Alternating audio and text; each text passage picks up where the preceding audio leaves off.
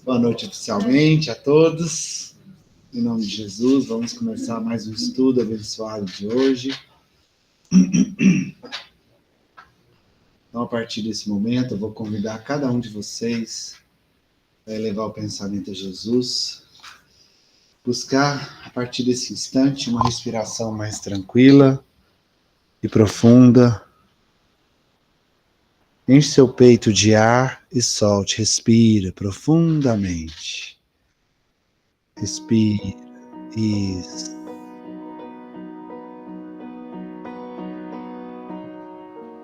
E a partir de agora, vamos relaxar o corpo, iniciando pelos pés. Relaxa os seus pés e vai subindo esse relaxamento ao longo das suas pernas,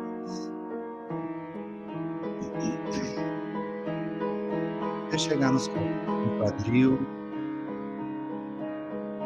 Você relaxa o quadril.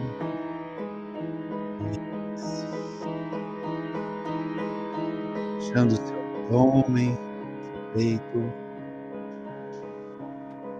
Enche o peito de ar e solta. Você relaxa toda a extensão da sua coluna. Relaxa os ombros. Relaxa os braços. Até chegar nas suas mãos. Relaxando cada dedo das suas mãos.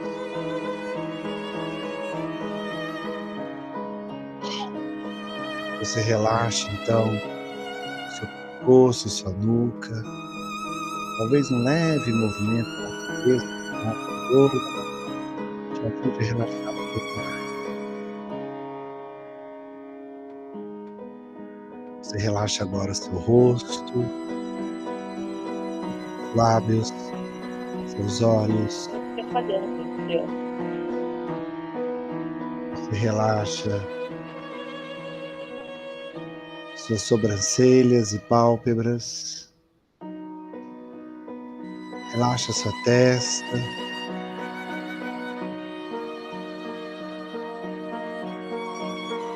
Você relaxa também seu couro cabeludo.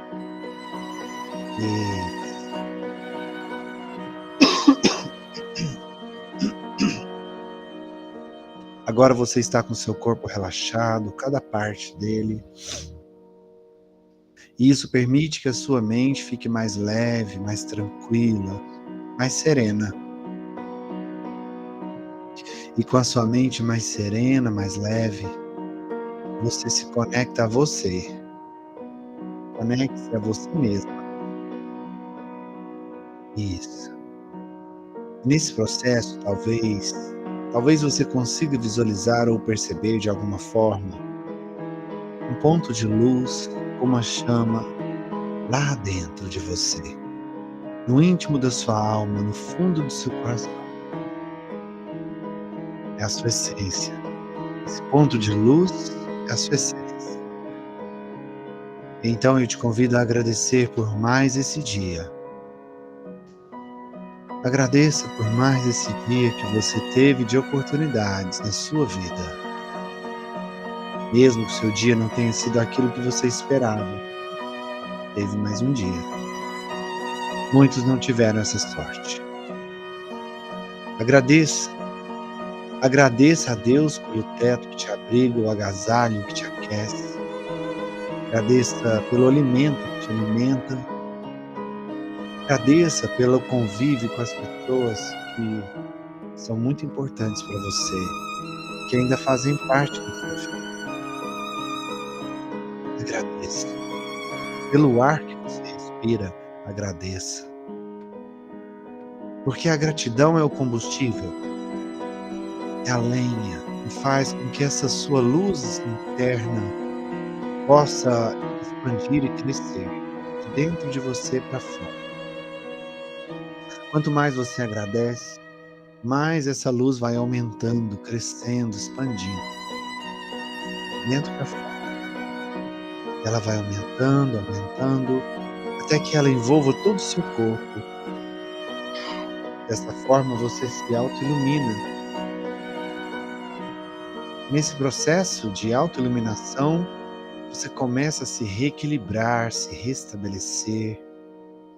Você vai se sentindo cada vez melhor. Mas você ainda está agradecendo. E a sua luz continua crescendo. Ultrapassando os limites do seu corpo, ela vai aumentando, expandindo além do seu corpo.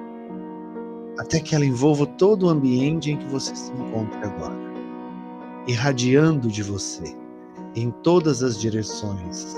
A sua luz irradia, como se você fosse uma pequena estrela que ilumina tudo que está à sua volta. Isso, irradie. Porque essa sua luz irradiada se conecta com a luz do colega do lado, e cada um de nós, reunidos nesta noite abençoada, vamos nos conectando através das nossas luzes irradiadas. E vamos nos conectando também aos nossos amigos da espiritualidade. Aqueles que vieram para nos acompanhar nos estudos de hoje. E também nos conectamos aos nossos mentores espirituais, nossos guias, esses devotados amigos que sempre estão aqui cuidando de nós, nos auxiliando em cada tarefa, em cada estudo. Conectando assim a espiritualidade superior, eles nos ajudam também a nos conectar a Ele, nosso grande amigo, nosso maior mestre, Jesus. E Ele agora se conecta a cada um de nós através dessa corrente de luz maravilhosa. E Ele distribui o seu amor infinito para cada um de nós agora. Como se Ele estivesse aqui, na frente de cada um de nós, de braços estendidos e peito aberto, pronto para nos oferecer um caloroso abraço, cheio de amor.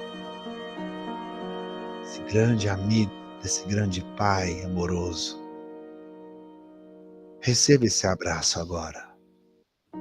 Receba tudo o que Ele está te oferecendo para te restabelecer, te curar, te reequilibrar. E uma sensação de plenitude começa a tomar conta de cada um de nós. Então, uma vontade de agradecer ainda mais começa a nascer em nossos corações. E para que possamos agradecer a Ele ainda mais por esse momento único, nós oramos a oração que Ele nos ensinou. Pai nosso que estais no céu, santificado seja o vosso nome, venha a nós o vosso reino, seja feita a vossa vontade, assim na terra como no céu. O pão nosso de cada dia nos dai hoje, perdoai as nossas ofensas, assim como nós perdoamos a quem nos tem ofendido. E não nos deixeis cair em tentações, mas livrai-nos de todo o mal, que assim seja. Você respira mais uma vez, enche o peito de ar e solta, e vai voltando, se reconectando ao seu corpo agora, voltando para ele, percebendo assim suas pernas, percebendo seus braços. Aos poucos você vai voltando devagar, e quando for confortável para você, você pode abrir os olhos.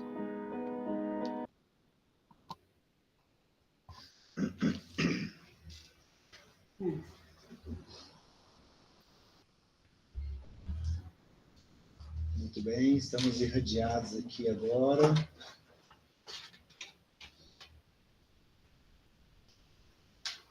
Deixa eu só ver uma coisa aqui que aconteceu aqui, pessoal.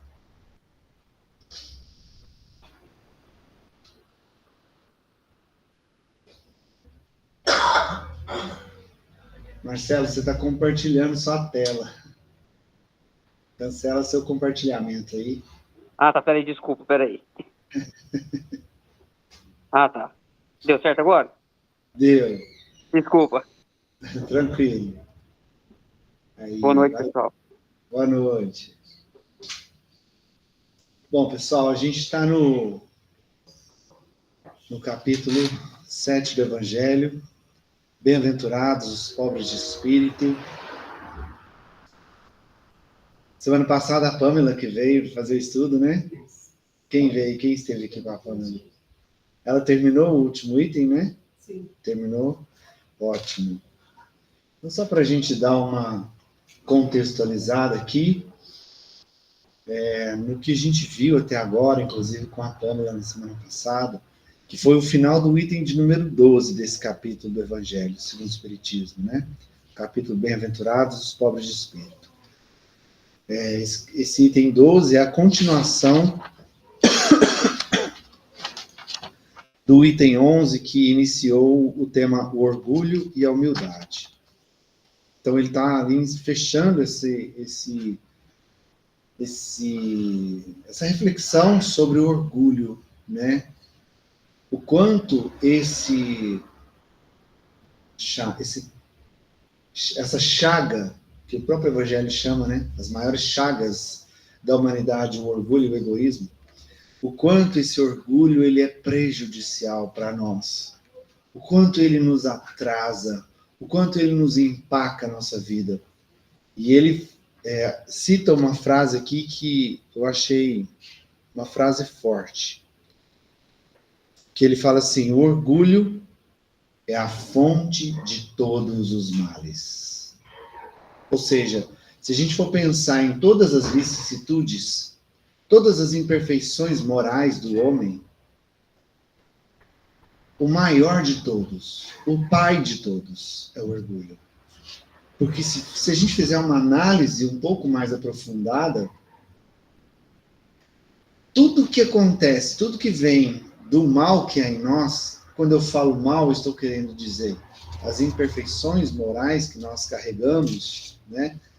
Nossos vícios, nossos dilemas, nossas dificuldades, nossa cegueira moral, ela vem, se você for analisar lá no fundo, a base, a semente que brota todos os males é o orgulho. Qualquer defeito que você pensar de uma pessoa, se você for ir aprofundando nessa vicissitude, nessa imperfeição moral, vai chegar no orgulho. É fruto do orgulho. Nasceu, de alguma forma, de várias consequências que começou lá atrás com o orgulho. Então, por isso ele não fala da maioria dos males, ele fala de todos. Ele é categórico. A fonte de todos os males é o orgulho. Se você pensar, tem orgulho. Aí, se você é orgulhoso, você tem vaidade. E a vaidade lhe traz arrogância. E por aí vai. A arrogância te limita a compreensão do outro. Te traz a impaciência com isso. Você não tem paciência com a dificuldade do próximo. E por aí vai. Dá para a gente ir amarrando todos aqui, começando pelo orgulho, né? Então, por isso ele é categórico. O mal de todos, né? A fonte de todos os males, de todos os nossos males. E aí ele vem falando sobre os processos e todas as dores e os sofrimentos que nós causamos para nós mesmos, baseados nessa grande fonte de amargura que é o orgulho. E a gente vê várias consequências nefastas, cruéis, que nós mesmos causamos para nós. E às vezes consequências que perduram por várias reencarnações. Não é só de agora. Tudo que a gente vivencia e experimenta hoje, todas as dores que nós enfrentamos hoje, nasceu de um processo pautado no orgulho lá atrás. Esse lá atrás pode ser lá atrás. Reencarnações lá atrás. ou pode ser recente, até mesmo nessa própria reencarnação. Processos que nascem do orgulho, que alimentam o egoísmo, processos que a gente não consegue enxergar a necessidade ou a dificuldade do outro, porque nenhum de nós seres humanos, sabemos de tudo. Não somos conhecedores da verdade, mas acreditamos que somos. E esse acreditar que somos donos da verdade vem do orgulho. Ah, mas eu não penso assim, eu não penso que eu sou dono da verdade. Em algum contexto, eu sou capaz de apostar com você que em algum ponto, em alguma área da sua vida, você acha que você está 100% com a razão. E quando a gente pensa assim, a gente está deixando o orgulho falar. Por mais que a gente conheça algo, por mais que a gente tenha experiência em qualquer área da vida, sempre há algo para aprender. Você pode ser mestre em algum assunto, doutor em algum assunto, ter pós-doutorado em algum assunto. Sempre vai ter algo, porque o mundo não para. O mundo está girando e está sempre se desenvolvendo. Tecnologias novas são criadas todo santo dia. E aí, quando a gente acha que sabe, que chegou no topo,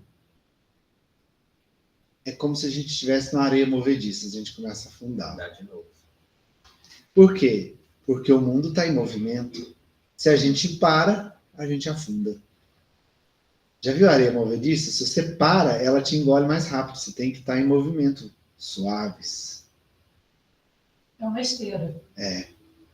Tem que ser constante. Tem que Constante. ser constante. Movimento constante. Constante. Então, por mais que você alcançou o topo de qualquer área, vamos pegar as Olimpíadas, né? Um exemplo, que acabou de encerrar as Olimpíadas. Os medalhistas de ouro, eles conquistaram medalha de ouro agora. Só que se eles pararem de treinar, eles vão ter chance de conquistar a medalha de ouro na próxima? De jeito nenhum. Ou seja, conquistaram o sucesso, atingiram o seu objetivo, a medalha de ouro. Mas isso tem que ser fonte para eles continuar treinando forte e ainda mais forte, porque vai vir alguém querendo tirar essa medalha deles. É mais a conquistar. Ou seja, ele tem que se superar, porque aí é que está o mais difícil. Quando você atinge o topo, você não tem que superar mais ninguém, você tem que superar você. Eu vi uma entrevista daquele técnico da seleção brasileira de vôlei, o Bernardinho, e ele fala: o grande desafio não é chegar no topo, é o objetivo de todos chegar no topo. E se você trabalhar duro, trabalhar firme, com disciplina, com foco, etc., etc., você vai chegar em algum momento. O grande desafio é permanecer no topo. Porque quando você chega lá, esse vilão do orgulho te engole. Você acha que você é insuperável. E não consegue. Ninguém é insuperável.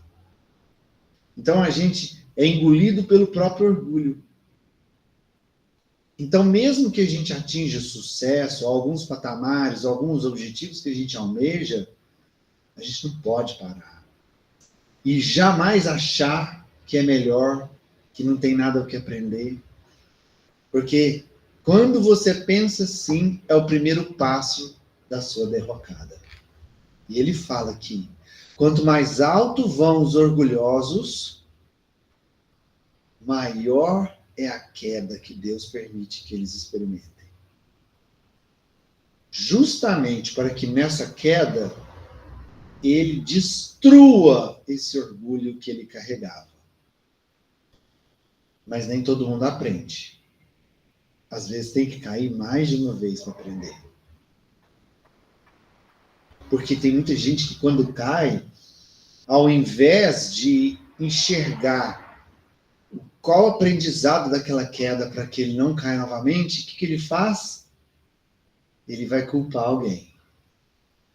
Ele vai reclamar, ele vai dizer que é injustiça, ou Vai seja, julgar. ele não aprende. Porque o orgulho não deixa. Ah, foi fulano que me passou a rasteira, foi cicrano que não queria ver o meu sucesso e me prejudicou. Foi Deus que foi injusto comigo. Foi o governo, foi o tempo, foi a natureza. Põe culpa em tudo, menos assumir a própria culpa. Como é que você está falando? Alguém tem que ser culpado. Alguém tem que ser culpado. Às vezes até o coitado do passarinho que pousou ali na hora, que distraiu ele por causa daquele, ele caiu, né? Então, e aí ele não consegue aproveitar o aprendizado da queda, porque não tem humildade para isso. E aí ele vai permanecer ali, com a cara no chão. Enquanto o orgulho dele fala alto e ele não aceita, ele vai rastejar, e rastejar, e rastejar, e rastejar. É o que acontece com a gente. A gente rasteja muito tempo por causa da nossa arrogância, do nosso orgulho, do nosso egoísmo, de não aceitar, de não admitir que fomos ou estamos errados em alguma situação. A gente não gosta de admitir o erro. Pode falar. Meu genro vai dirigir, eu estou sempre falando para ele, você dirige sempre muito próximo ao carro na frente. Sei. O que você dá uma distância? Ele está dirigindo, aí para, mas assim, fica faltando uma mão para Para encostar no da frente. encostar na frente. É por conta de você que está falando, a pessoa nunca acha que ele tem nada. É sempre o outro. Aí ontem eu cheguei no meu trabalho, do serviço, ele estava lá de fora, passando a mão no carro assim, aquela lâmpada que tem na frente, farol. Sei, farol. Aí, olha aí, minha sogra. Um lado quebrado. Ah. E o que aconteceu? Uma filha da puta, papai começou a xingar, estava na Leopoldino, não deu certo que virar, pá, e bati na bunda do carro dela. Falei, pronto, você vai ter que pagar o carro. Não, vou falar, se você bateu na traseira do carro, você vai ter que pagar o carro, né? Não, ela sabia que ela estava errada, ela pegou seu erro, mas o erro foi dela, porque ela freou. O erro é do O erro outro. foi dela. E às vezes que eu falei para você, por que você não dá uma distância? Ele disse que ela freou e ele Não deu teve tempo. jeito, não deu tempo. Estava perto demais. Mas ele só anda encostado. Ou seja, ele não entendeu Ele ainda, não né? entendeu que a culpa não foi só dela. A A dela conversa- errou, sim. Mas se ele tivesse mantido uma distância, não tinha Tá vendo? Aí eu falei, então põe elas por elas. Você não vai pagar a bunda do carro da mulher, mas vai ter que pagar. Do seu. Vamos vendo? ver, né? Existe uma coisa chamada direção defensiva. Sim, tá novo, tá com 30 anos, tá facinho de aprender. Existe uma coisa chamada direção defensiva. Se ele tivesse se precavido, Exatamente. apesar dela ter errado, não teria acontecido Eu acidente. vi falar para ele, você tem o pé pesado demais, por que você está andando sempre perto, né? Dá uma distância. Pois é. carteira? Tem. E é assim que a gente age. A gente erra, a gente não quer enxergar os erros, e quando acontece algo, aí tá vendo? Aí quer brigar, né? E aí quando acontece algo, que é Deus permitindo a gente enxergar que a gente tá errado, tipo, para dar uma sacudida, ou olha aí o que você tá fazendo, você tá errado. Exatamente. Aí que a gente faz? Reclama, xinga, briga, E eu falei, você teve uma sorte murmura. muito grande, porque ou ela tá com algum problema no carro, ela não tem carteira, porque mesmo ela estando errada, ela tinha parado para você pagar o conselho, porque eu sempre fazia dela. Verdade. Fala, Cláudio, você levantou a mão? Irina vai dizer para ela assim: você jogou praga para mim. Verdade, ainda fala assim, foi só a língua. Foi só a Oi, língua Janaína. que falou. Mas é a culpa da Janaína, que jogou praga para ele. Verdade. E sogra calada já está errada, né? Ela avisou. Teimoso. É o famoso praga, né? Praga de mãe, praga de sogra. Não, ele é amigo. Ai, ai. Mas é isso que Ele tá acontece com o falando que vai orgulho. ver quem falou, né? Praga da senhora. É, que o orgulho não deixa a gente enxergar o erro. E aí a gente fica ali sofrendo, aí fica murmurando, reclamando, e aí com isso a gente afunda ainda mais. E isso explica por que tem gente que passa várias reencarnações sofrendo. Desencarna, reencarna, erra de novo, sofre de novo, desencarna sofrendo, aí é resgatado, reencarna, sofre, continua com os mesmos sofrimentos, repetindo os mesmos erros durante eras. Talvez, porque assim, é muito fácil falar do outro, né? Mas acho que o que faz a gente entender e aprender de verdade é quando a gente traz para a gente. Então eu vou trazer para a gente agora. Já parou para pensar que talvez essa seja a primeira reencarnação que a gente está buscando aprender por amor?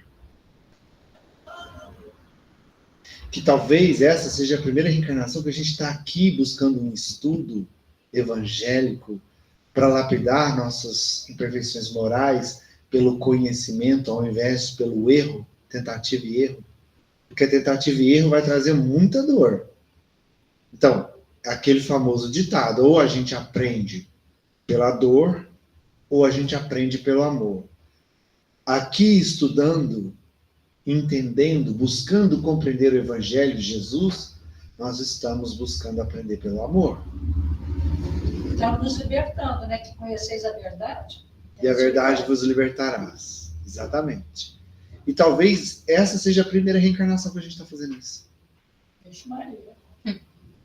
Talvez essa seja a primeira reencarnação que você nunca matou ninguém. Já parou para pensar nisso? Não, nunca não. É sério. É sério. Porque hoje a gente se encontra na nossa melhor versão. Mesmo que não seja boa, uma versão muito boa, mas é a nossa melhor. Porque é da lei que a gente sempre progrida. A gente nunca regride. No máximo que a gente pode fazer é estacionar, mas regredir jamais. Então, a gente está na nossa melhor versão. Porque a gente está dentro daquilo que a gente aprendeu, muitas vezes, na grande maioria das vezes pela dor, e a gente está começando a entender que dá para aprender pelo amor. Pela busca do conhecimento evangélico, entendendo e compreendendo esse mestre que veio aqui dar o exemplo de como viver e qual caminho seguir, que é Jesus. Então, talvez, pela primeira vez em séculos e séculos de existência, a gente finalmente está buscando compreender Jesus. Para aprender por amor. Porque aí é menos dor para a gente passar. A gente vai passar só pelas dores das consequências das escolhas que a gente fez lá atrás. Mas não vai comer, mas a gente vai pelo menos parar ou vai errar menos. Então a dívida é assim, gente. As nossas sucessivas reencarnações é como se você tivesse um cartão de crédito. Aí você vai lá e abusa do cartão de crédito. É quando a gente abusa da nossa vida. Quando você abusa do cartão de crédito, você vai estourar o limite, vai gerar juros altíssimos para você pagar. Sabe o que a gente faz? Além de abusar do cartão de crédito, que é a vida, aí a gente recebe a oportunidade de renegociar essa dívida, só que ao invés de voltar para começar a amortizar, pagar essa dívida que já foi renegociada várias vezes com o Banco do Universo, que é Deus, a gente continua fazendo mais dívida. Ao invés de diminuir a conta, a gente está aumentando a conta. Buscar aprender pelo amor, a gente está pelo menos parando de aumentar essa dívida. Quando roubaram meu celular, eu falei, ainda bem que não fui eu que roubei. Isso, como o Chico falou, né? Prefiro 1000 vezes ser ofendido do que causar a ofensa. Porque quando você ofende, você está contraindo mais dívida. Quando você é ofendido, você está pagando uma dívida. Então você está amortizando ali só os juros que você ainda tem com Deus, né? Do cartão de crédito da vida. E isso, enquanto a gente alimentar o orgulho, a gente está aumentando a dívida. A gente está rastejando pelos mares de sofrimento, de lutas, de dores. E só quando a gente começar a construir a verdadeira humildade é que a gente vai efetivamente começar a nos reerguer novamente e sair da lama. Isso pode durar quantas reencarnações forem necessárias. Vai depender só, única e exclusivamente, da nossa própria escolha, do nosso próprio livre-arbítrio. E aí a gente encerra, né, esse capítulo, esse item 12 do capítulo 7, e a gente vai fazer a leitura agora do item 13. O item 13 tem um subtítulo de Missão do Homem Inteligente na Terra. A gente está falando de orgulho, ainda está dentro do orgulho, mas agora a gente vai falar sobre a inteligência com orgulho. Não vos orgulheis do que sabeis, porque esse saber tem limites bem estreitos no mundo em que habitais. Vou fazer só uma pausa para um complemento aqui. A maioria de nós tem muito orgulho do que tem, dos bens materiais, da riqueza. E isso nos torna arrogantes e etc, etc. E a gente sempre esquece que os bens materiais são muito passageiros e podem ser retirados de nós assim, ó. Num sopro. Num átimo de segundo. Quer um exemplo prático? Olha os nossos conterrâneos lá do sul. Quantos perderam tudo em um dia? Lutaram a vida inteira. Acabou. Lutaram gerações construindo comércios, riquezas, etc. E de repente, em um dia, Desmoronou. acabou. Então, bem material é muito passageiro. Nada garante que você vai continuar com aquilo. Né? E agora, o bem intelectual. Vamos falar sobre isso. Então, não os orgulheis do que sabeis, porque esse saber tem limites bem estreitos no mundo que habitais. Mas, supondo que sejais uma dessas sumidades inteligentes desse globo e não tendes nenhum direito para disso vos envaidecerdes. Se Deus, em seus desígnios, vos fez nascer num meio onde pudesses desenvolver a vossa inteligência, é que Ele quer que dela useis para o bem de todos, porque é uma missão que vos dá, colocando em vossas mãos o instrumento com a ajuda do qual podeis desenvolver, a vosso turno, as inteligências retardatárias e as conduzir a Deus. A natureza do instrumento não indica o uso que dele se deve fazer?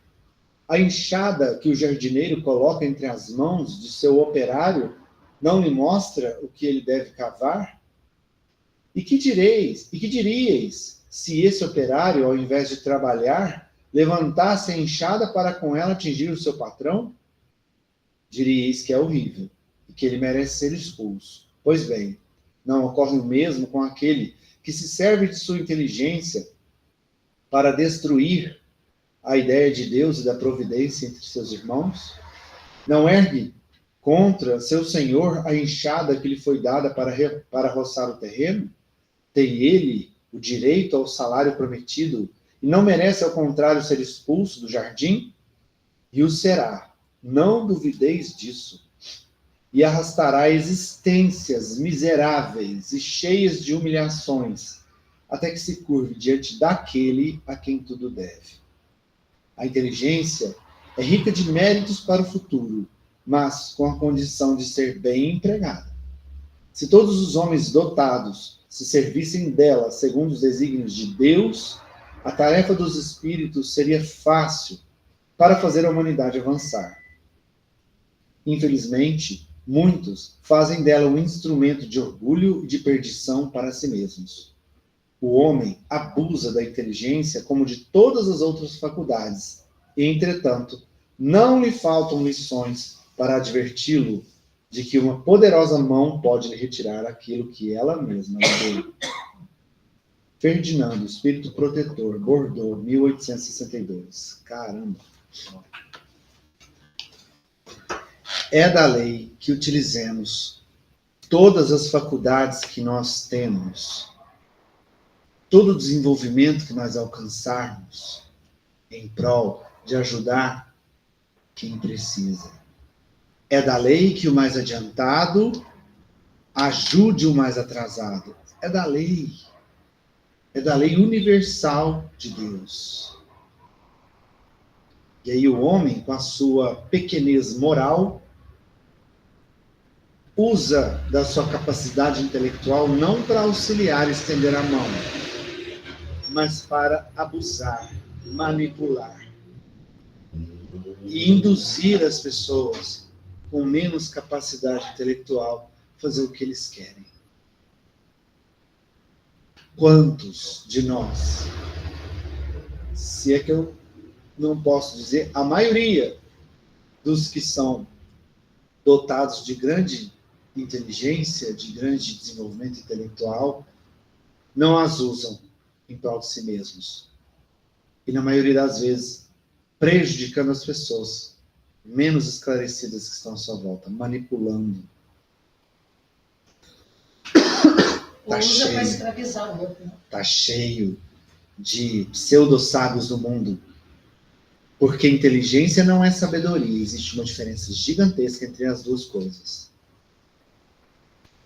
Inteligência é uma asa que nós podemos desenvolver. Moral é a outra asa que nós temos que desenvolver. Moral é a nossa capacidade de amar. Inteligência é a nossa capacidade de entender, compreender nós mesmos e o meio em que vivemos, e as pessoas, e o mundo. Então, muitos desenvolvem o intelecto, estudam anos e anos, desenvolvem grandes capacidades intelectuais.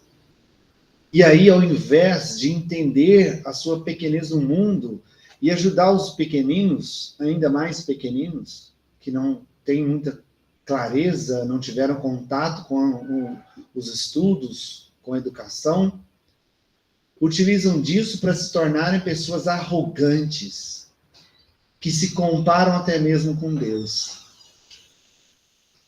que começam a questionar e duvidar, até mesmo duvidar, da existência de Deus. E começa a usar argumentos, pseudo-argumentos, né?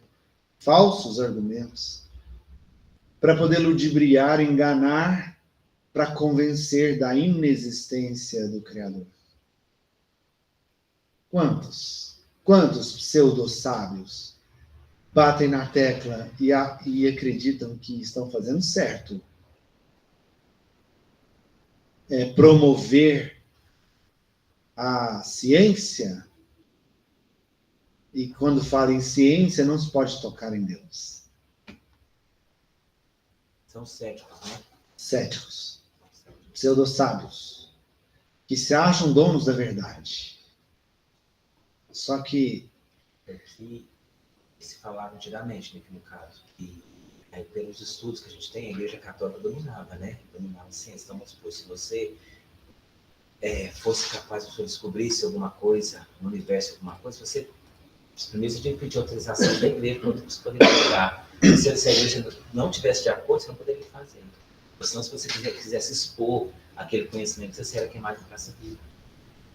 Toda vez que havia um conhecimento diferente, era considerado feiticeiro, exatamente, mago.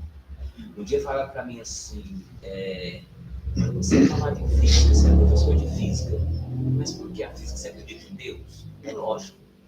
Não tem como. Sabe essa pergunta? Já fizeram várias vezes, várias pessoas fazem pergunta para mim. Porque pela ciência, entendeu? A formação do universo é completamente diferente do que a gente aprende, né? Do que a faculdade ensina. Só que se você parar para pensar, não tem como. Se parar para pensar para você ver o universo, né? Porque para que a criação do universo veio através do Big Bang, pela ciência, né? houve a grande explosão, tal, E aí fala que esse Big Bang foi ao acaso. isso não existe. Já começou errado. Já começou errado. Isso não existe um acaso. Não existe. Até eu, dentro da sala de aula, dei uma explicação para os alunos em relação a isso, essa pergunta. Falei, vocês imaginam assim, como é que eu vou explicar? Pega uma pedra grande, pega uma pedra, uma marreta. Você bate na pedra. O que acontece com a pedra? Ela se espalha, não espalha? Pá! Você bateu o martelo, ela quebrou. A tendência pela inércia, pela força, você bateu o martelo, né? Bateu o martelo na pedra, pela força, vai espatifar a pedra. Entendeu? Então, quer dizer, se houve, né, como diz a ciência, Big Bang, a grande explosão e tal, por que o universo é do jeito que é? Não seria para ser assim, né? Um planeta ali, outro aqui, mas assim, por que saiu tudo certo? É amor de Deus, não tem, já começou errado. Não tem explicação falar que não tem. Jogar para o acaso. Não tem. Cálculos tão perfeitos, né? Acaso. Você sabe que os cálculos para existir a vida na Terra, sim, é perfeito ao extremo. Em várias casas decimais. Tipo, se a Terra fosse inclinada 1 grau fora do eixo que ela é hoje, já estragaria quase tudo. Gente, até o nosso corpo é perfeito. Isso daqui é tudo perfeito. Não tem como.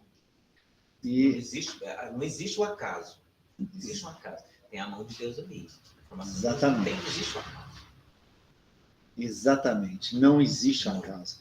E a ciência se pauta no acaso. Porque quando ela chega nas lacunas que ela não consegue explicar, porque, como falou aqui no começo, a inteligência do homem ainda é muito limitada. Apesar de toda a tecnologia que a gente já desenvolveu, nós ainda somos limitados intelectualmente.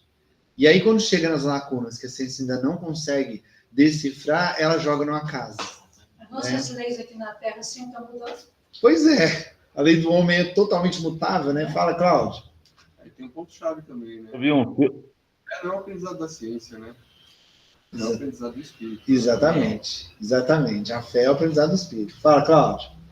Eu vi um filme interessante. Dois médicos conversando, um filme sobre cirurgiões plásticos. Os dois médicos conversando, um pergunta para o outro assim: qual é a diferença entre cirurgião e Deus? Aí o outro cirurgião responde assim: o cirurgião pensa que é Deus. E outro, e Deus? Deus não pensa que é cirurgião. Jamais, né? Então, o pensamento do homem, né? Onde chega. A gente acha Deus. Cirurgião, principalmente. A mão na massa, acha que é Deus. Exatamente. Coisa horrorosa, né? Mas é isso aí. Acontece. Deus. E é engraçado, porque, assim, mesmo esses grandes sábios, mesmo essas pessoas que questionam Deus, que crucificam Deus, continuam colocando Deus, Jesus e qualquer coisa que relacionada à fé na cruz, né? Na cruz da incredulidade, Deus continua amando todos indistintamente. Continua amando e existindo, independente se acreditemos ou não nele. É tudo muito perfeito. É muito perfeito. É muito perfeito, não tem condição. É muito perfeito. Tudo que foi feito foi colocado no seu devido lugar. Nada é por acaso, nada aconteceu por acaso. Entendeu? A gravidade que a gente tem aqui não é por acaso. Entendeu? A gravidade, a inclinação, a rotação, tudo que acontece. Tudo perfeito. Inclusive a água, né? Você sabia que a água foi trazida para cá. A água não surgiu aqui na Terra. Foi um cometa que trouxe moléculas de hidrogênio que caiu aqui, trazendo então a água para o planeta. Ou seja, quando Deus estava criando a Terra, ele colocou a água lá para formar a vida. Não dá para acreditar no acaso. Não tem explicação. É ilógico acreditar no acaso. É tudo perfeito, é muito... Se você pegar também, não sei se você vai lembrar da lei de Darwin, da lei da evolução das espécies, quando ele começa a explicar da multiplicação celular, ele fala que, do nada, ao acaso, uma molécula resolveu se juntar a outra para formar um ser um pouco mais desenvolvido, para ter força para poder dominar as outras. Do nada, ao acaso, uma molécula se junta a outra.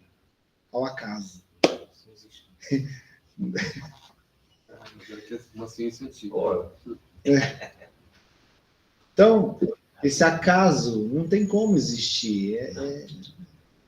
É como se a gente jogasse toda a vida e toda a beleza e tudo que existe, cada sonho e cada ser humano. Pensa, cada ser humano é um mundo. é a criação do ser humano.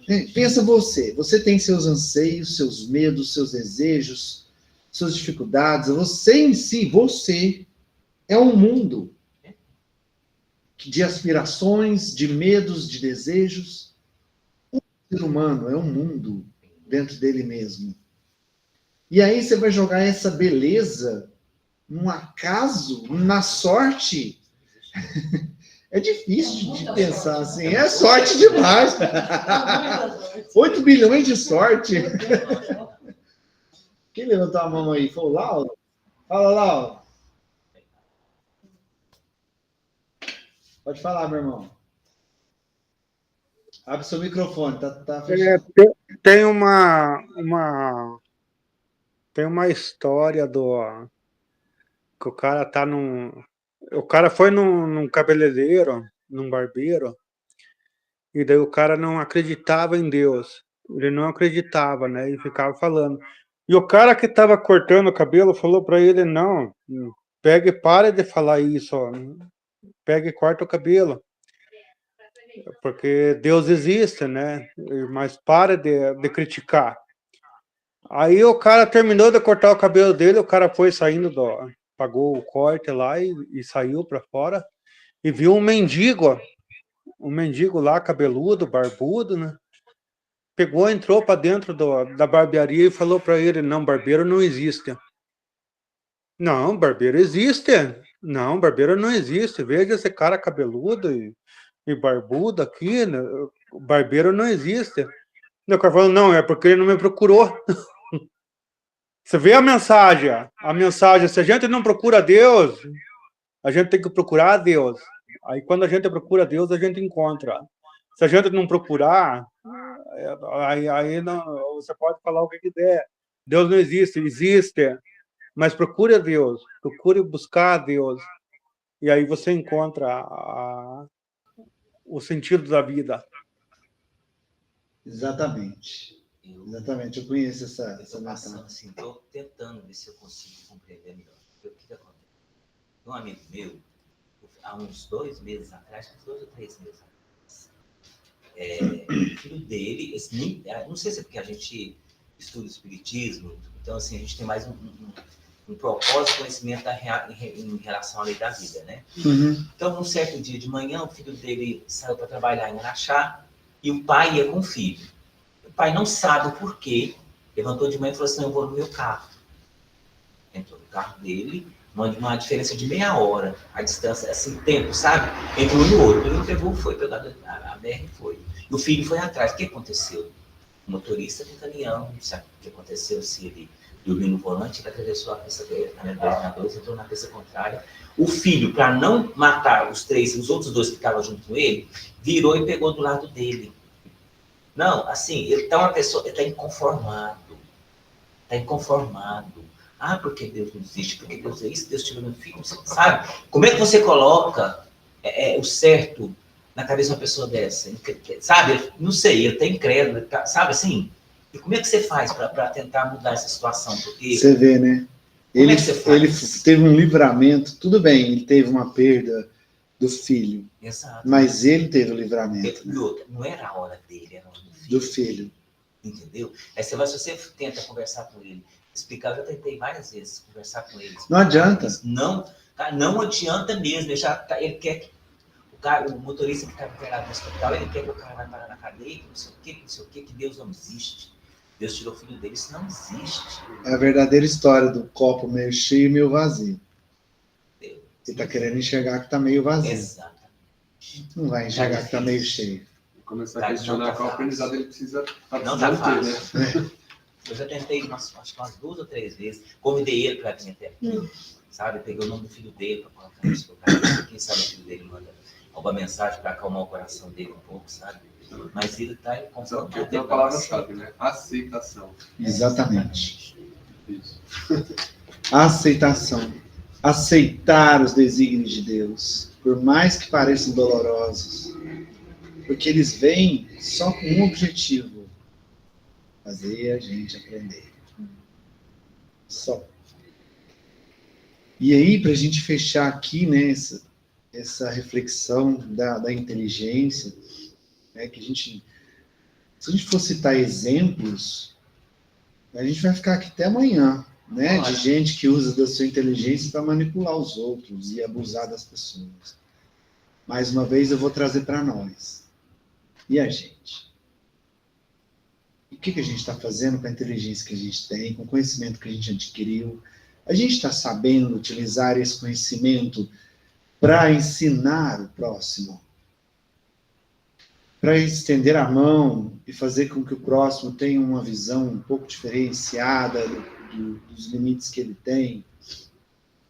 Mostrar um caminho, uma opção, uma visão diferente para eles? Ou a gente está usando do nosso conhecimento para rebaixar as pessoas que a gente ama, para humilhar as pessoas à nossa volta, para ser impaciente com quem não entende? Qual uso a gente faz do conhecimento que a gente tem?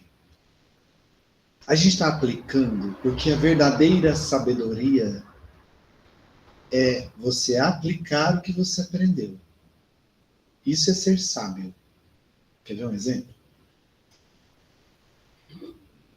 Eu tenho certeza que todos que estão aqui sabem levantar a mão.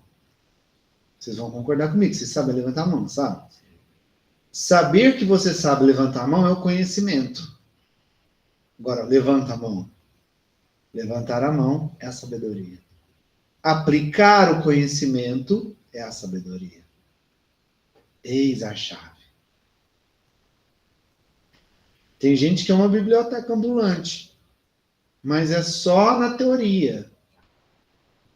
Tudo sabe responder, tudo sabe falar, tudo sabe... É o dono da verdade. É o senhor da verdade, o mestre dos magos. Mas na hora de praticar, primeiro obstáculo que tem é o que mais reclama, é o que mais chora, é o que mais culpa os outros, é o mais arrogante. É aquele que aponta o defeito do outro, porque se acha mais inteligente, mais esperto. E aí tem uma frase nojenta, odiosa, repugnante, e que o brasileiro adora. O mundo é dos espertos. O brasileiro adora ser o espertinho, né? Passar o outro para trás, tirar vantagem. O brasileiro adora tirar uma vantagem. Só que essa vantagem vai virar uma desvantagem tão grande depois, principalmente aqui, ó, na consciência. Eu vi um vídeo do Silvio Santos e ele falando assim, ele estava no auge da carreira, ou chegando no auge, novo ainda, o vídeo está até em preto e branco. Ele fala, podem me tirar tudo, eu sou muito grato pelo que Deus me permitiu. Porque eu comecei tudo vendendo uma caneta, como camelô, e eu conquistei tudo que eu conquistei, então eu conquisto de novo, porque eu trabalho com o sentimento, com a razão e com a minha consciência. Quando o meu sentimento começa a gritar demais, a minha razão fala, opa, não é por aí, não é por aí. Quando eu me deixo levar demais pelo calor da emoção, a minha razão segura a minha emoção.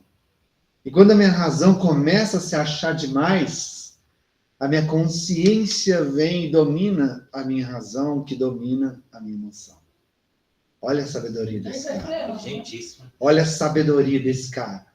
Ou seja, você pode ter esse desenvolvimento intelectual, você pode até dominar suas emoções, mas quando você acha que você está demais no topo, você tem que usar a consciência para te abaixar sua bola, entender que a gente ainda é muito pequeno nesse mundo.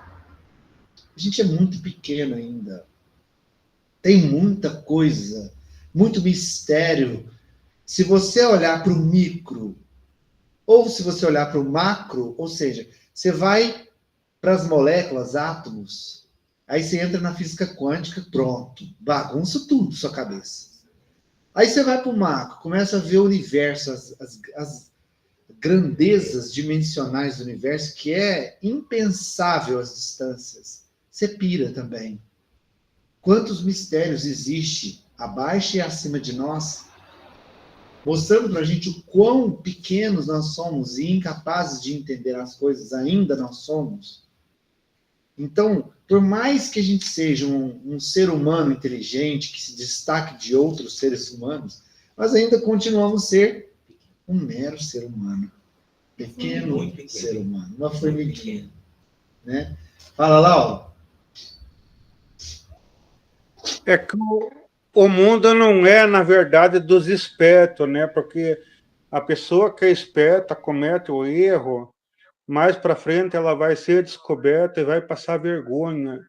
Então, o mundo é da pessoa honesta, porque daí você pode ser honesto, sofrer o que for, mas mais para frente você vai deixar um legado para os teus filhos de honestidade e de uma coisa positiva. Então, quando você é bom, é o legado que tu vai deixar. Se você é esperto, vai te reverter contra você e você vai pegar e acumular uma dívida muito grande quando... Porque é assim, Wellington, a gente, quando a gente vai, a gente não leva nada dessa vida. A gente leva as boas ações. E daí é as ações que tu faz que tu vai colher lá na espiritualidade. É isso que tu vai levar. Você não vai levar carro, você não vai levar casa, você não vai levar nada. Você vai levar as tuas boas ações. E daí, se você for bom, foi honesto, você vai ter a recompensa. Se você foi esperto e pegou e judiou dos outros, maltratou, você vai ter o peso na consciência. Isso aí, meu irmão. Exatamente. Exatamente. E aí aquele que abusa da inteligência, manipula e faz um monte de maldades com as pessoas, né, em prol de si próprio, aí ele vai ter que voltar e servir cada um que ele manipulou. Imagina. Se eu lembrar que eu estava lendo no culto do lar em casa, a gente leu um trecho que fala que só de você, lembrei, era sobre a gratidão. Não faça o que a mão direita não saiba o que faz a mão esquerda. Né? Então era um trecho específico sobre a ingratidão daqueles que recebem um benefício na caridade. Que pensar daqueles que, porque fizeram uma caridade e não foram reconhecidos, desistem de continuar fazendo bem. Era esse o trecho. Mas um detalhe me chamou a atenção nessa leitura, que cabe aqui. Que ele falou assim, aos ingratos, não te preocupeis com os ingratos, preocupeis em fazer a sua parte, sem esperar nem sequer um agradecimento. Porque aos ingratos caberá a eles ter que voltar e servir aquele que o serviu por causa da sua ingratidão. Só o fato da pessoa não reconhecer o bem que ela recebeu, não agradecer, ela vai ter que conviver com aquela pessoa numa próxima reencarnação, servir ela de alguma forma e talvez passar a vida inteira servindo, só porque ela foi ingrata. Agora você imagina se você causa o mal propositadamente a alguém. Só de você não agradecer, você tem que servir essa pessoa uma reencarnação inteira. Imagina quando você causa o mal propositadamente em seu benefício. Quando você passa a rasteira no colega de trabalho para pegar o cargo dele. Que você vai ter que ser mãe dele depois, cuidar dele como um filho. É desse jeito, gente. A gente vai pagar cada vintém. Cada vintém. E Deus vai dar essa oportunidade para nós. Por isso, gente, que não adianta reclamar. Não adianta reclamar do sofrimento. Olha o título desse capítulo: Bem-aventurados os pobres de espíritos. Esse pobre de espírito é pobre do espírito da arrogância, pobre do espírito do orgulho, pobre do espírito da vaidade. É o que tem a humildade como essência. Porque cada desafio e problema que a gente enfrenta, que a gente reclama, a gente está menosprezando a oportunidade que Deus está dando para a gente resgatar, expiar nossos erros ou até mesmo aprender algo.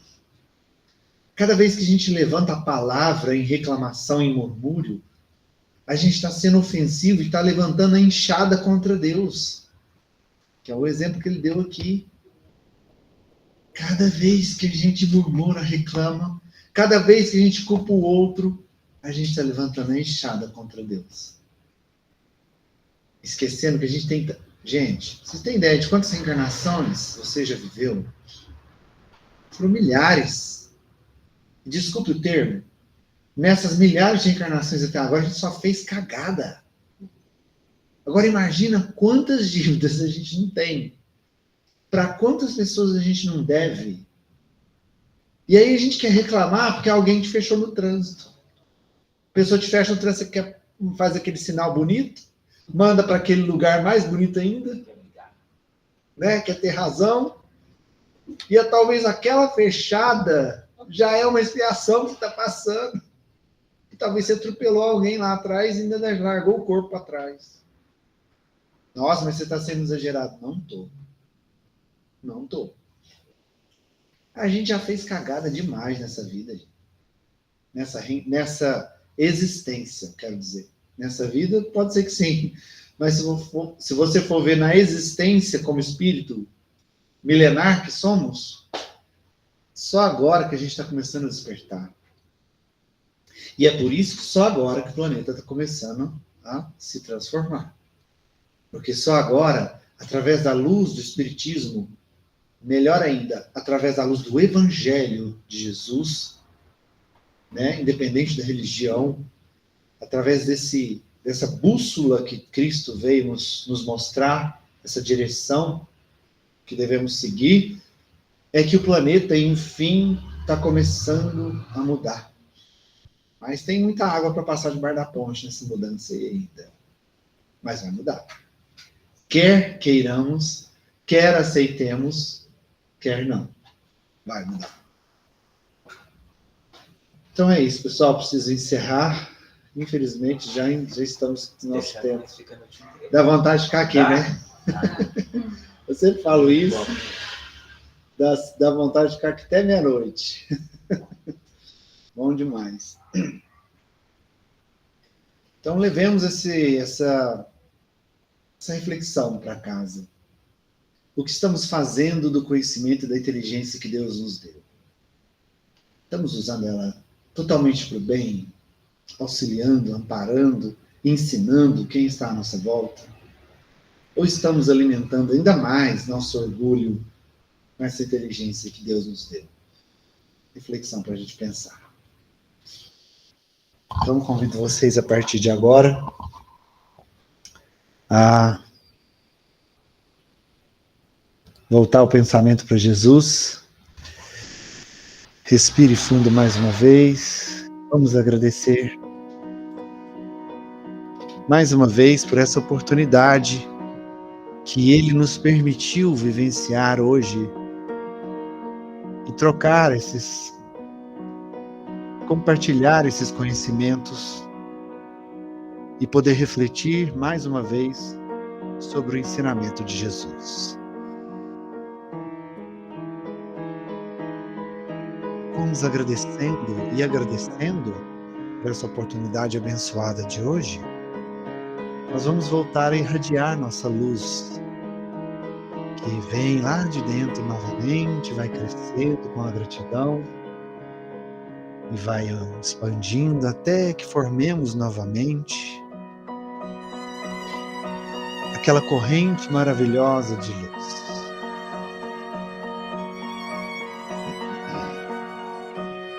Vamos agradecendo, nos conectando uns aos outros. E vamos nos conectando também à espiritualidade aqui presente. Agradecendo aos nossos mentores por tudo que eles nos permitiram entender e compreender, pelas intuições que eles nos trouxeram e as inspirações também que vieram através de cada palavra, de cada reflexão compartilhada esta noite.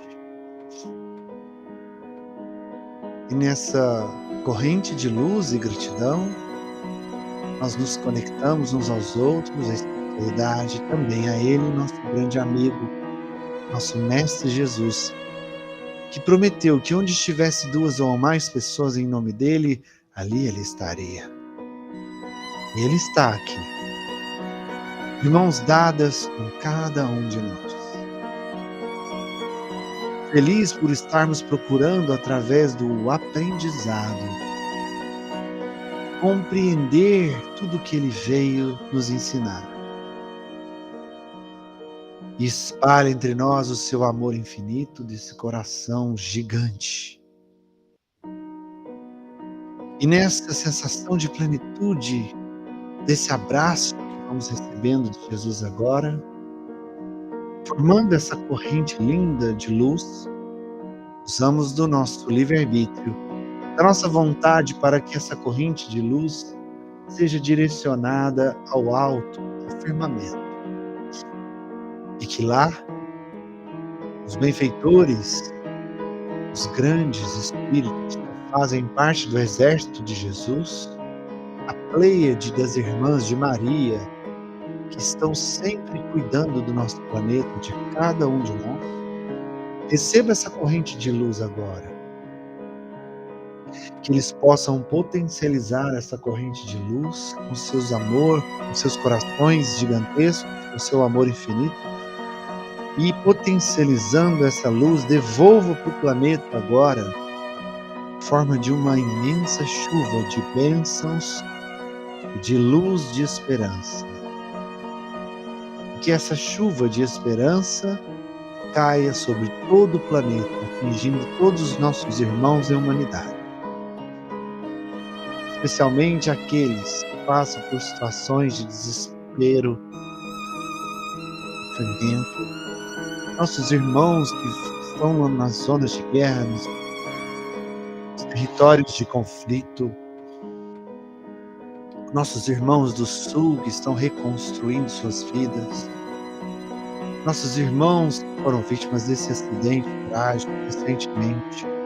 Que sejam todos amparados pela espiritualidade, socorridos. Que essa chuva de luzes e de bênçãos atinja o coração de cada um de nós. Os nossos irmãos que estão enfrentando a maior pandemia que já assolou o planeta, que é a pandemia da depressão, dos transtornos da mente. Em especial, nós pedimos para esses nossos irmãos da nossa lista de orações, que eles sejam também amparados com muito carinho, com essa chuva de luzes e esperança. David de Paula, Pamela Cristina, Yuri Leal, Walter Barcelos, Sônia Beatriz, Walter Cid Simão, Marta Maria, Clara Franco, Patrícia Beatriz, Isabel Aparecida, Eduardo Porcati, Vicente de Paula, Maria Paula Santos, Roberta Cristina, Cláudio Roberto Lanes Torres, Denise Aparecida, Antônio Dias, Ronaldo Sérgio, Carlos Henrique, Luiz Carlos Ramos, André Oliveira, Lívia Selma Lacerda, Matheus Carleto, Giovana Aparecida, Durval Cardoso, Alessandra Farnese, Marco Eduardo Mosquim, Paulo Henrique Mosquim, Vânia Mosquim, Maria Aparecida da Silva, Joana Rodrigues, Luiz Carlos Rodrigues, Maria das Graças, Daniel José Fernandes, Ângelo Magno, Francisco Fernandes, Gael Henrique Pereira, Antônio Fazano, Pedro Gilberto Cândido, Maria das Graças Vieira, Maria das Graças de Almeida, Ana Paula Sartori, Estela Sartori, Valentim Arcângelo Mosquim, Laura Cristina, José Domingos Vaz, Verônica Teresa, Alana Leocádio, Fernanda Silva Borges, Helene Aparecida, Milane Marques, Lucas Cunha, Carlos Roberto, Suzana Terezinha, Ana Clara da Silveira, irmãos desencarnados, Antônia de Oliveira Caiado, Maria Cecília Pereira, Eurípides Fernandes, Selma Jaqueline, Marcos Fernando, Davi Tomás, Reginaldo Rodrigues, Luiz de Souza, Doro Cavalcante, Elma Carleto, Maria do Carmo Carleto, Maria José, Sebastião de Almeida, Eli de Freitas, Olavo Pereira, José Carlos Fernandes, José Marinho e Nelson Moraes. Meu Deus, vossos desígnios são impenetráveis. Em vossa sabedoria acreditaste dever afligir todos esses nossos irmãos pela doença. Lançai, nós que suplicamos, um olhar de compaixão sobre os seus sofrimentos e dignai-vos por-lhes um fim. Bons Espíritos, ministros do Todo-Poderoso, secundai, nós vos pedimos, nosso desejo de aliviá-los. Dirigi os nossos pensamentos a fim de que vão derramar um bálsamo salutar sobre seus corpos e consolar suas almas. Inspirai-lhes a paciência e a submissão à vontade de Deus. Dai-lhes a força de suportar suas dores com resignação cristã, a fim de que não percam o fruto das suas provas, que é o verdadeiro aprendizado. E que em seus corações brotem a esperança e a certeza de que isso também passará, de um jeito ou de outro. Isso vai passar. Meu Senhor, que és sábio dos sábios, que és Pai de toda a criação, ponha doçura em meus lábios e a fé em meu coração. O sol de amor que me conduz, nesta vida em que me agasalho, enche os meus olhos de luz e as minhas mãos ao trabalho. Dai-me forças no caminho para lutar e vencer, transformando todos os espinhos em flores do meu dever. Não te esqueças de mim, Pai, nas bênçãos da compaixão, e guarda-me no teu coração, que ele, sim, Senhor, é de paz e amor contigo. Jesus te ampare e proteja, hoje, amanhã e sempre.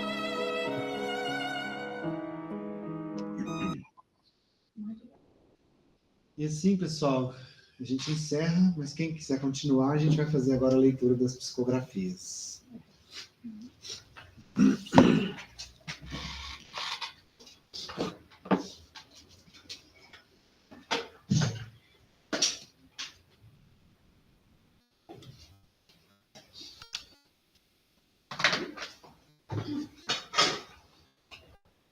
Tudo bem?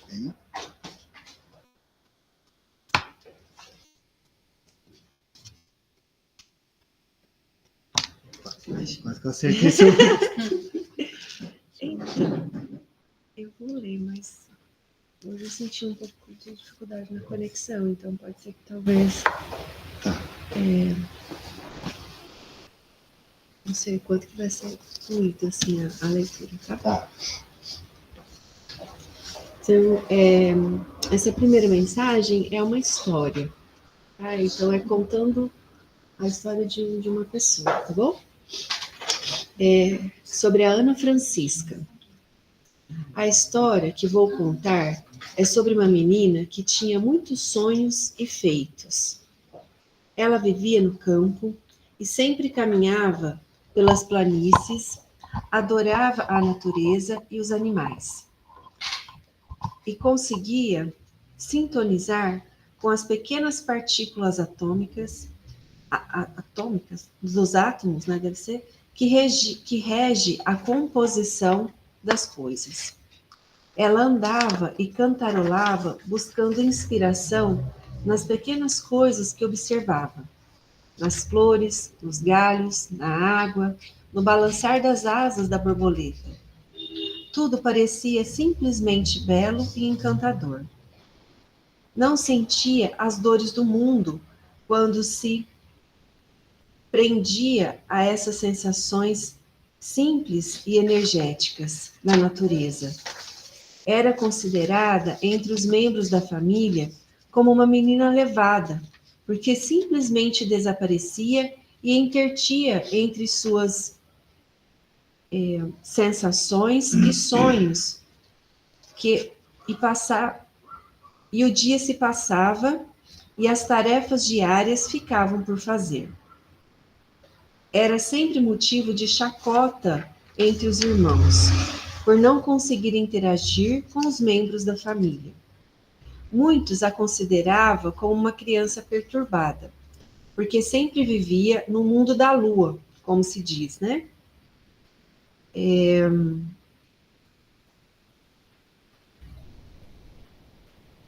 Era considerada perturbada pelo seu estado de plenitude. Desta forma, era uma criança isolada e deixada de lado pelos outros. No entanto, entre os momentos de distanciamento dos familiares, ela conseguia se reenergizar diante dos momentos de perturbação e conflito que presenciava no círculo familiar. Era uma espécie de filtro que captava todas as sensações ruins do clima da casa e das pessoas que ali circulavam, e conseguia transformar tudo isso em orientação e serenidade quando se apresentava todas essas sensações em seu ambiente de natureza e plenitude. Muitas vezes julgamos as pessoas da família que não conseguem perder o equilíbrio e a calmaria diante das circunstâncias da vida, por não serem capazes de agir da mesma forma. E assim, vamos acumulando sentimentos maléficos ao nosso sistema orgânico e perispiritual. Não paramos para entender e agradecer esses seres que permanecem, né, nas nossas famílias, que tentam nos ajudar a reequilibrar as energias ao invés de tumultuar o ambiente da casa. Eles simplesmente buscam auxiliar e eliminar as energias maléficas.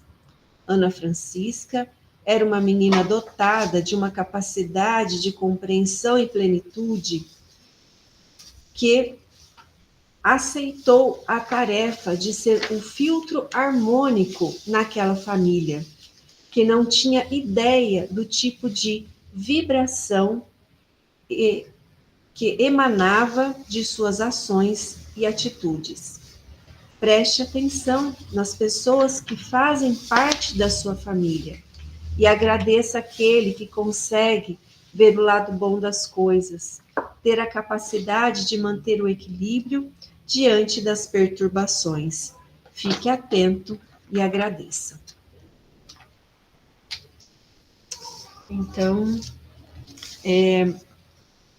pelo que ele falou, ela absorvia as energias negativas. Mas o que não ficou claro para mim, ela ficava mal ou não com isso? Não. Não? A sensação que eu tinha era que não. Que coisa. Que ela realmente ela conseguia pegar as vibrações do círculo familiar, mas que ela sabia onde que ela poderia ir para se desfazer dessas energias, né? Ela já tinha aprendido isso. Que isso? Então,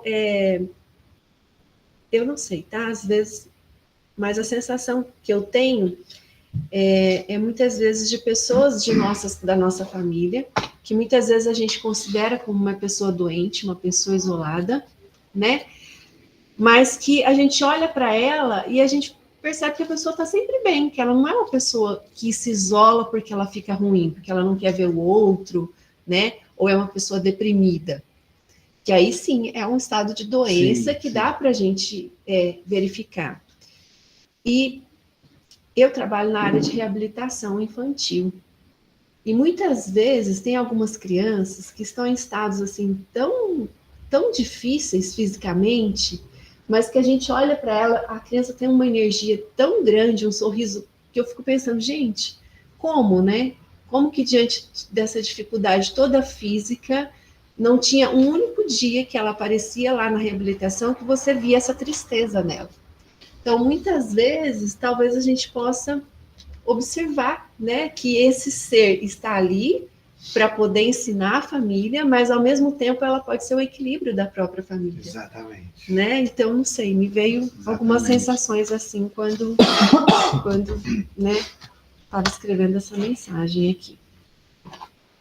E logo em seguida, né, veio algo que eu acho que faz parte, né, de todos nós, que é sobre a ansiedade. Uma das características marcantes no ser humano, que é evidente e com muita frequência entre as pessoas, é a vaidade e a ansiedade, por desejar algo que muitas vezes nem sabemos o que é.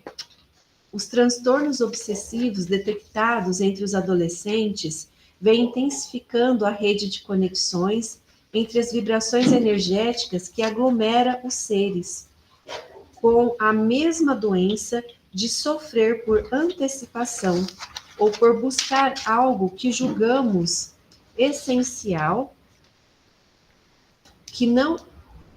mas que não estamos preparados para conquistar.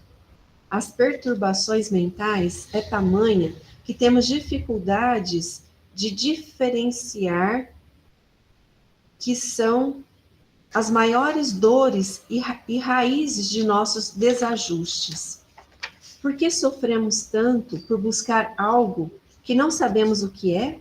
Ou porque nos acomodamos às sensações que recebemos e nos sentimos confortáveis com esse ambiente de fraqueza e de autopiedade?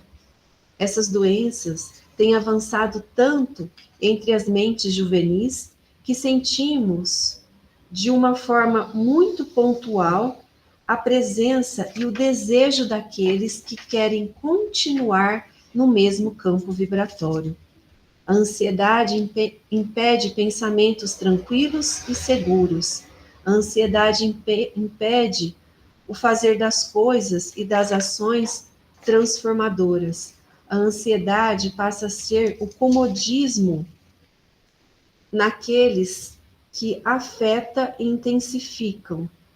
A ansiedade é perturbadora e destruidora.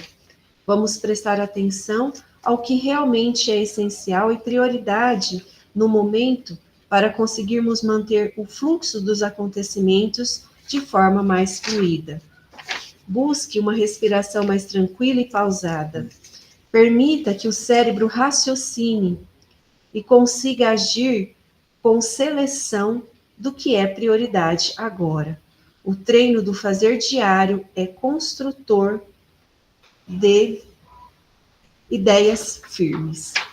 Não se engane no apavoramento das coisas, porque com certeza não terá resultados positivos. Deseje, esforce e pratique o controle de suas emoções. Seja um guia objetivo e determinante.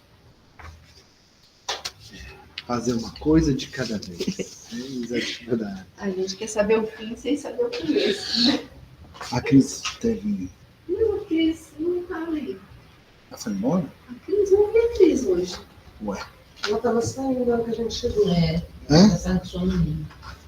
Ele me falou que ia sair, não. Nem vi ela hoje. Eu vou fazer a leitura aqui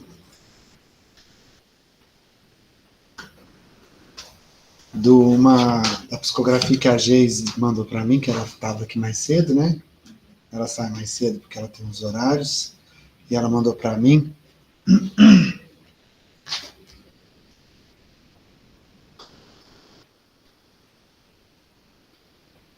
A Maria, Mãe de Jesus. Ave minha Senhora, Mãe daquele que nos trouxe a oportunidade de amar. Senhora tão misericordiosa, que nos tem como filhos de coração. A esse amor tão infinito quanto o de Jesus, tens a certeza do quanto és força e amparo para nós desvalidos e tão imperfeitos. Que as nossas falhas sejam por vós perdoadas, nossa Mãe, que possa nos acolher em nossas misérias e nos ensinar a sermos adultos na escala da evolução.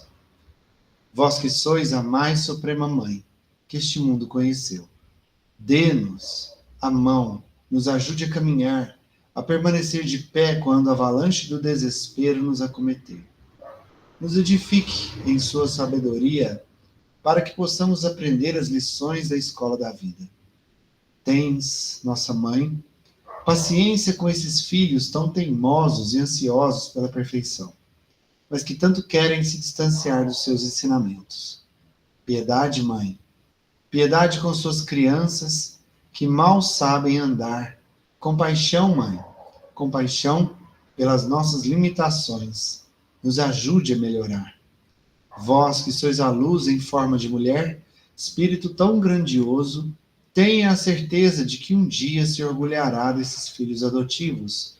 Mas para isso, mãe, nos ajude a caminhar através da porta estreita. Nos oriente a desviar das tentações da porta larga e nos acalme o coração diante das feridas causadas pelas pedras do caminho. Permita, mãe, que choremos em seu colo, nos acolha em seu coração, nos ajude a aprender com as dificuldades e perceba o quanto esses filhos querem ser cada dia melhores.